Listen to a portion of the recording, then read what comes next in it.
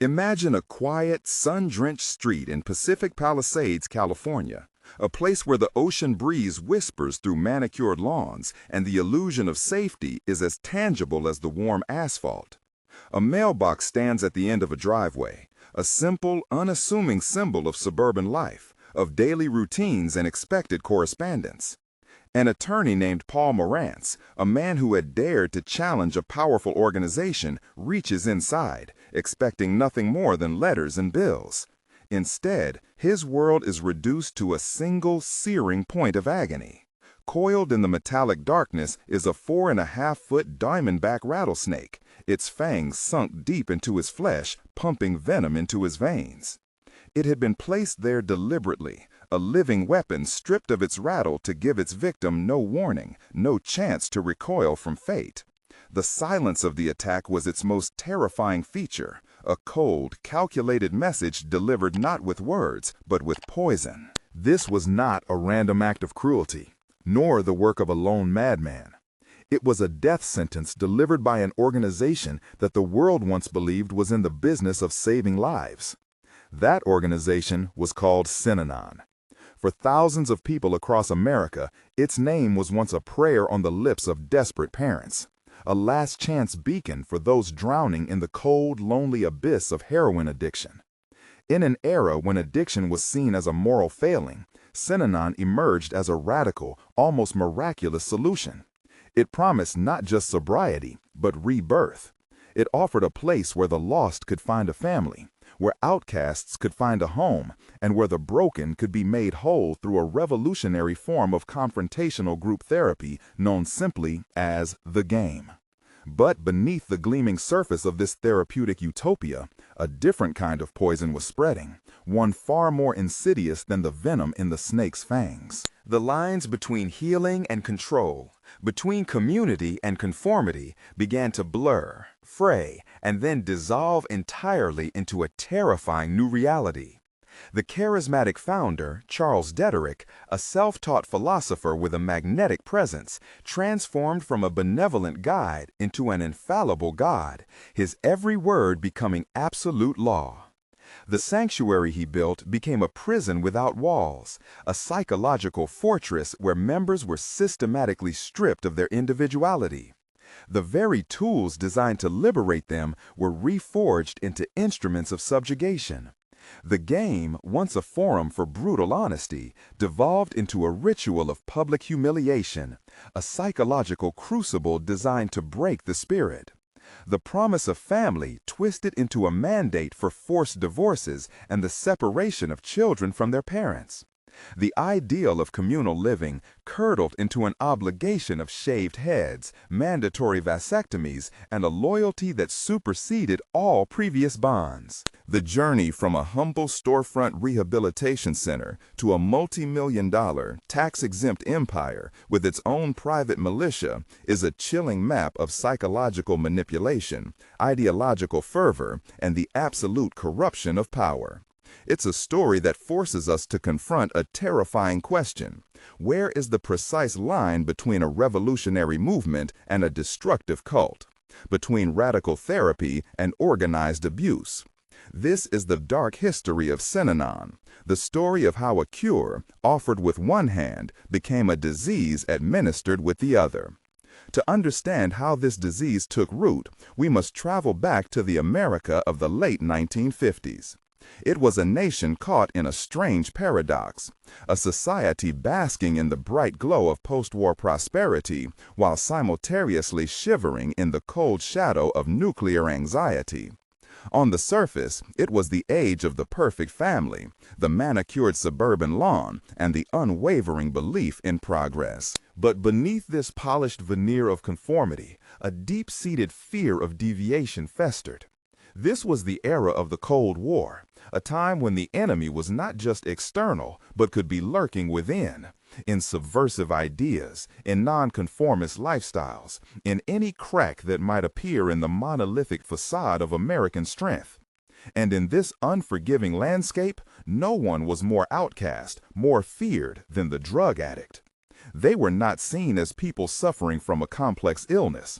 They were viewed as a moral contagion, a symbol of societal decay.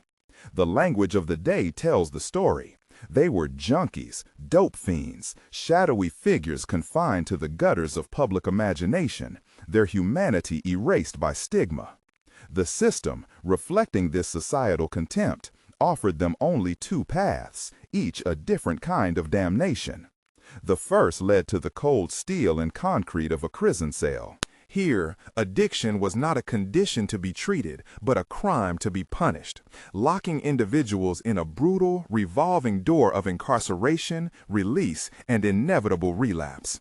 The second path led to the sterile, echoing corridors of mental asylums. Within these walls, the addict was subjected to the crude and terrifying experiments of a medical establishment that had no answers.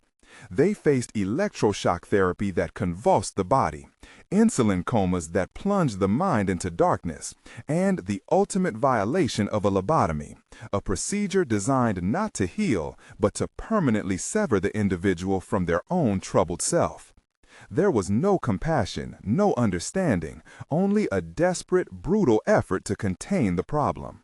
This created a vacuum of profound desperation, a silent scream from the margins of a society that had utterly abandoned its most vulnerable. It was into this void of hopelessness that a man named Charles Dederich stepped. He was not a doctor, a psychologist, or a politician. He was a charismatic, plain-spoken former alcoholic, a man who had stared into the same abyss and somehow found his way back.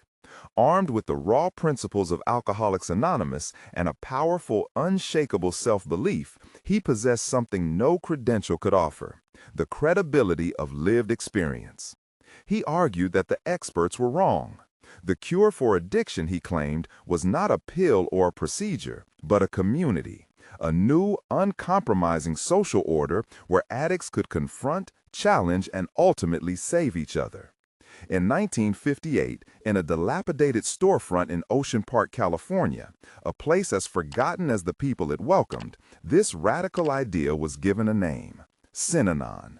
It was more than a program, it was a promise of resurrection. Initially, Synanon was less an institution and more a raw, living organism. The air inside that Ocean Park house was thick with the residue of withdrawal and the electric charge of desperate hope. The smell of stale coffee, sweat, and fear mingled in the cramped rooms, punctuated by the sudden outbursts of weeping or rage that echoed through the thin walls. It was a place where time seemed to warp, each day a monumental struggle for survival against the ghosts of past lives. The first rule was absolute: you walked in and you were clean. To use drugs was to be exiled, cast back into the hell from which you had just crawled. Dederich's philosophy was as simple as it was brutal. Addicts were emotional infants, trapped in a cycle of self-pity and deceit. To grow up, they had to be stripped of every lie, every excuse, every defense mechanism they had ever built. They had to be broken down to their very foundation before they could be rebuilt in the image of the community. At the heart of this radical deconstruction was a ritual known simply as the game. It was the engine of Synanon, its sacrament, and its primary tool of psychological alchemy. Several times a week, residents would gather in a circle on hard wooden chairs, the doors would close, and for hours, all social conventions were obliterated. The game was a form of verbal warfare, a gladiatorial arena of the psyche. There were no gentle prompts or therapeutic platitudes. Instead, there were relentless face-to-face attacks. Participants would zero in on one person in the hot seat, dissecting their character, exposing their deepest insecurities, and shouting down their rationalizations with a torrent of accusations. Nothing was off limits: their past failures, their physical appearance, their most private shames. It was a crucible of catharsis designed to provoke the raw, unvarnished emotions that addiction had buried. Rage, shame, grief, it all erupted in this controlled storm. The experience was terrifying, humiliating, and, for many, profoundly liberating. For the first time, they were being seen, not for the addict they pretended not to be, but for the broken person they were. In surviving this collective onslaught, they forged bonds of an intensity few people ever experience. These bonds weren't built on pleasantries, but on the shared trauma of being psychologically flayed open and stitched back together by the group. They were no longer isolated individuals, they were a tribe, bound together by shared vulnerability and the scars of the game. This was the genius and the danger of Dederich's creation. He had replaced the chemical dependency with a social one. The need for a fix was supplanted by the need for the group, for the emotional high of the confrontation and the profound relief of its aftermath. Dederich understood that the addict's core wound was isolation. By creating this new, all-consuming family, he offered a powerful antidote. But this family demanded total allegiance, slowly erasing the world outside its walls, until Synanon was not just a place to live, but the only reality that mattered. And it appeared to work. The stories of miraculous transformations began to spread, attracting media attention and a flood of new disciples. Synanon was hailed as a miracle on the beach. But this powerful tool of psychological excavation would soon be turned into a weapon. The very process designed to shatter denial would become the perfect instrument for enforcing conformity, and the man who orchestrated it all was slowly transforming from a facilitator into an absolute monarch whose insights were treated as gospel. The 1960s saw Synanon transform from a gritty, desperate experiment into a cultural phenomenon. Its success was undeniable, and with success came wealth, influence, and a dangerous veneer of respectability. The stench of withdrawal and stale coffee was replaced by the polished gleam of marble floors in the magnificent Art Deco hotel in Santa Monica that became its new headquarters. Donations poured in from wealthy benefactors captivated by the dramatic theater of redemption. Synanon was no longer just a house, it was a sprawling, self-sustaining enterprise with its own businesses, gas stations, manufacturing plants, and a promotional products division that became one of the largest in the nation. It was a tax-exempt corporation worth millions, a shining city on a hill that seemed to have solved one of society's most intractable problems. But it was within this gilded success that the fatal crack appeared in its foundation. The original premise was that after a few years of intense re-education, a member would be ready to re-enter the outside world. But a disturbing pattern emerged. Those who left often relapsed. Dederich, observing this, came to a radical, self-serving conclusion. The problem wasn't the individual, it was the world. Society itself was the disease, a terminal patient, and Synanon was the only cure. In a pivotal shift that would seal the fate of thousands, he declared that the concept of graduation was a danger. The problem wasn't the individual, it was the world. Society itself was the disease, a terminal patient, and Synanon was the only cure. In a pivotal shift that would seal the fate of thousands, he declared that the concept of graduation was a dangerous illusion. No one was ever truly cured. The only way to stay clean was to stay in Synanon forever. Here begins the part most somber. This declaration transformed Synanon from a therapeutic way station into a final destination. It was no longer a school. It was a new civilization, an ark in a drowning world. This ideological leap attracted a different kind of seeker. They were known as the squares, people with no history of drug addiction, middle-class professionals, idealistic students, and families disillusioned with the emptiness of mainstream American life. They saw in Synanon not a rehab, but a utopia. They were drawn by the promise of a more authentic, communal existence, a place where the vapid conventions of the outside world were stripped away. They paid hefty fees to join, pouring even more money into Dederich's coffers, and, more importantly, lending his social experiment a new layer of legitimacy. It was no longer just a refuge for outcasts, it was a viable alternative for the successful. With this influx of new blood and money, Dederich's power became absolute. His casual musings were now treated as divine revelations. The game, once a tool for personal discovery, was systematically weaponized into an instrument of social control. The raw, unpredictable catharsis was replaced by a cold, calculated performance. It was now used to enforce Dederich's latest edicts, to punish anyone who expressed doubt, and to humiliate those who clung to old-world attachments like private property or external family ties. The circle of chairs was no longer an arena for healing. It was a psychological tribunal where loyalty was tested and dissent was ruthlessly extinguished. The community that had once promised to save its members from their addictions now demanded their complete and total submission, not to a principle of recovery, but to the ever-changing whims of one man. The doors, once open to any soul desperate enough to walk through them, were now being locked from the inside. The cure had officially become a gilded cage. The 1970s marked Synanon's descent into a chilling social laboratory. Privacy vanished, replaced by a quiet paranoia where every relationship was a loyalty test. From his secluded chambers, Charles Dederich, now a reclusive architect of this new reality, began to dismantle the final pillars of human identity through pronouncements piped across the compounds. He started with love. In a stunning edict, he declared romantic bonds a threat to the community. From his secluded chambers, Charles Dederich, now a reclusive architect of this new reality, began to dismantle the final pillars of human identity through pronouncements piped across the compounds. He started with love. In a stunning edict, he declared romantic bonds a threat to the community. Marriages were dissolved overnight, and partners were systematically rematched by his inner circle. This cold calculus was designed to break old allegiances, forcing members to applaud the destruction of their families. To show grief was to be selfish. To protest was to be an enemy of the state. Next, he seized control of the future itself.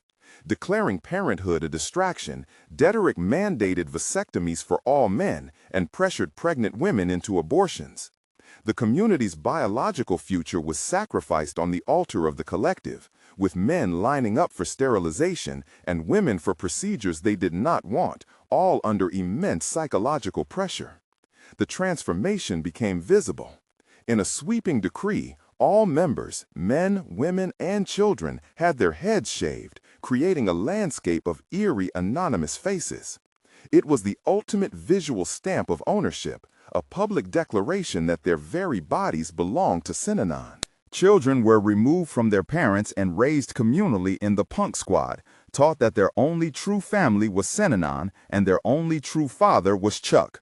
The primal bond between parent and child was systematically severed to ensure the next generation would know no other authority. When psychological control was no longer enough, Dederich created a more tangible form of enforcement, the Imperial Marines.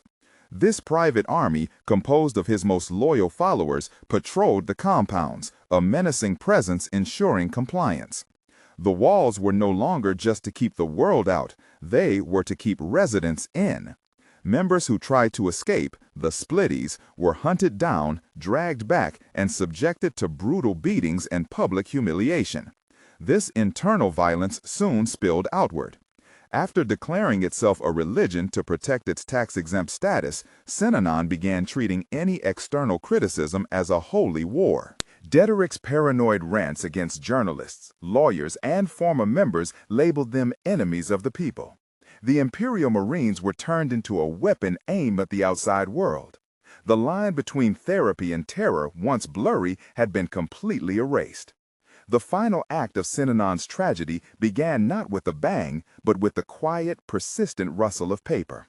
Lawsuits, filed by the very people Synanon had once claimed to save, began to accumulate like a slow-moving storm front.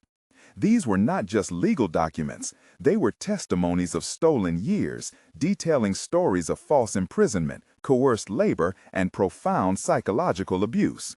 Simultaneously, investigative journalists, refusing to be silenced by threats, began publishing exposés that methodically stripped away the organization's carefully constructed veneer of religious sanctity. Each article was a chisel, chipping away at the marble facade to reveal the rotten, totalitarian core within. For Charles Dederich, Insulated within his coastal kingdom by years of absolute power and fawning adoration, these external challenges were not legal disputes, they were acts of profound heresy. His recorded pronouncements, once focused on the abstract principles of recovery, now became venomous, slurring diatribes filled with paranoia and rage. He declared a holy war on his enemies, his voice crackling over the compound's loudspeakers, and his words were received not as the ramblings of a failing leader, but as divine commandments. The Imperial Marines, his loyal Praetorian Guard trained for this very moment, were unleashed. What followed was a systematic campaign of terror designed to silence dissent. Former members, the splittees, were stalked and brutally beaten in parking lots and on quiet suburban streets. The offices of lawyers representing them were vandalized, their windows smashed, their files destroyed. Fear, once a tool of control contained within Synanon's walls, now seeped like a poison into the surrounding communities. But this was just the prelude to the final, horrifying crescendo. The man who would become the unwilling symbol of this war was Paul Marantz, an attorney who had committed the ultimate sin. He had successfully won a significant judgment against Synanon on behalf of a former member.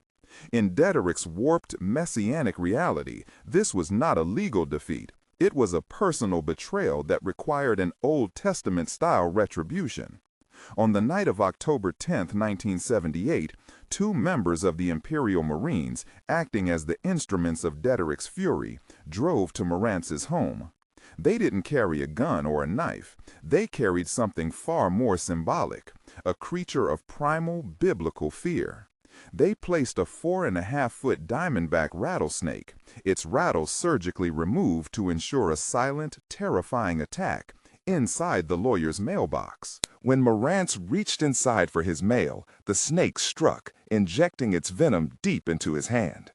It was an act of such bizarre, calculated cruelty that it instantly shattered the public's remaining ambivalence toward Synanon. This was not therapy. This was not religion. This was attempted murder, orchestrated with the cold-blooded logic of a mafia don. The attack on Marantz was the point of no return. It galvanized law enforcement in a way no previous allegation of abuse had managed. The investigation led directly back to the heart of the empire, uncovering damning audio recordings of Dederich's rants, where he openly mused about the need to silence his enemies and even joked about the rattlesnake incident. The empire began to crumble.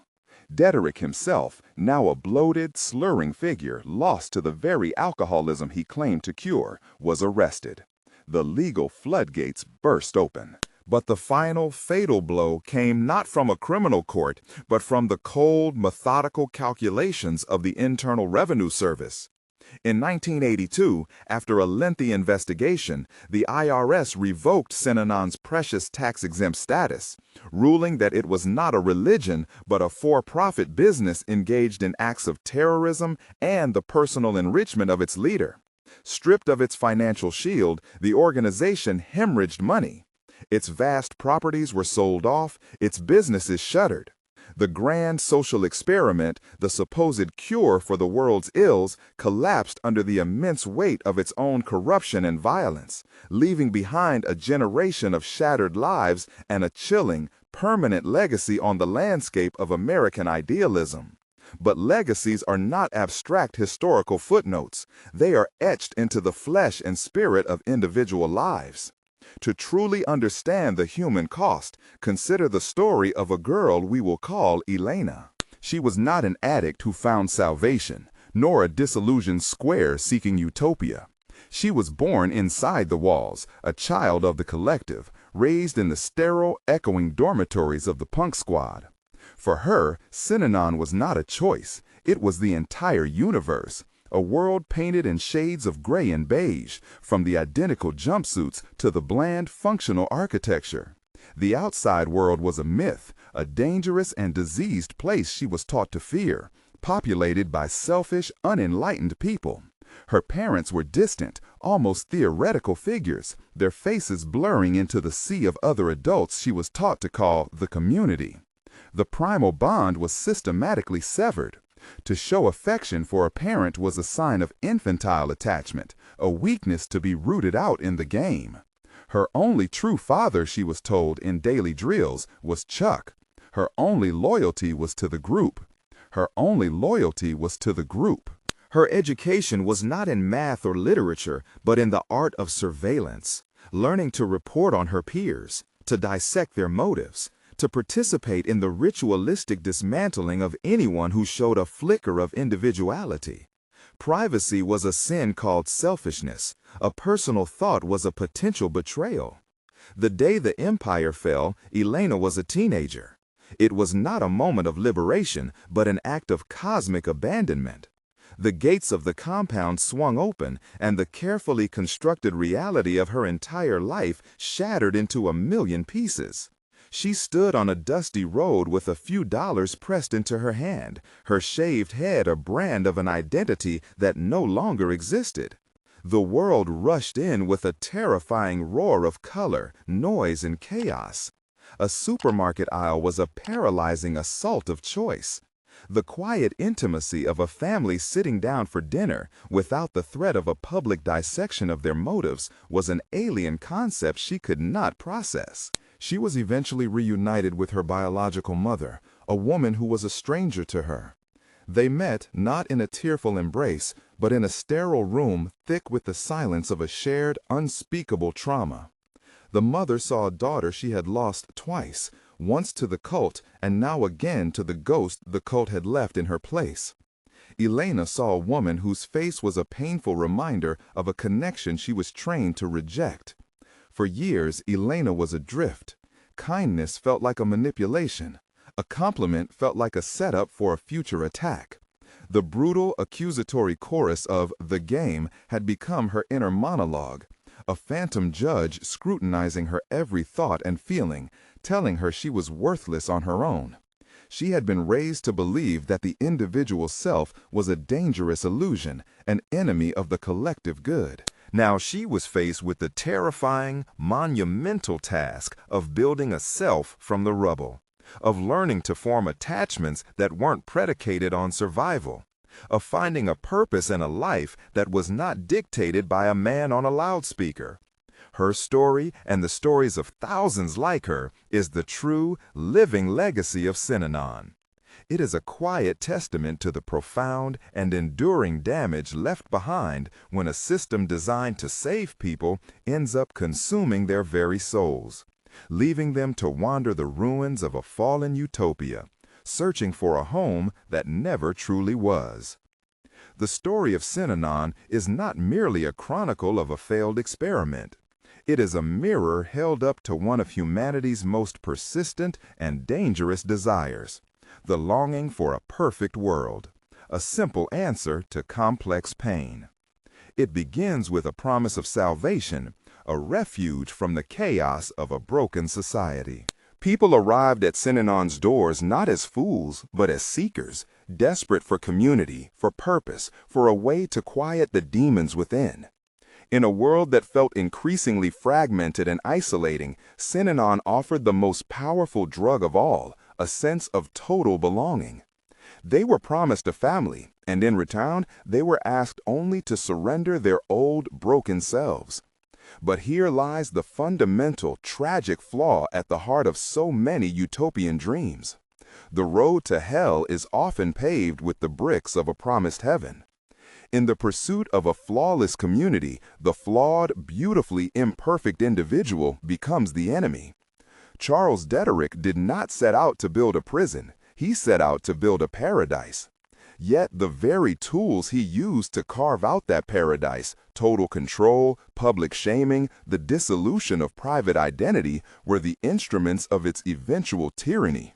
The game, once a tool for brutal honesty, became a weapon of psychological warfare. The community, once a support system, became a cage where every member was both prisoner and guard, policing each other's thoughts and loyalties in a relentless cycle of fear.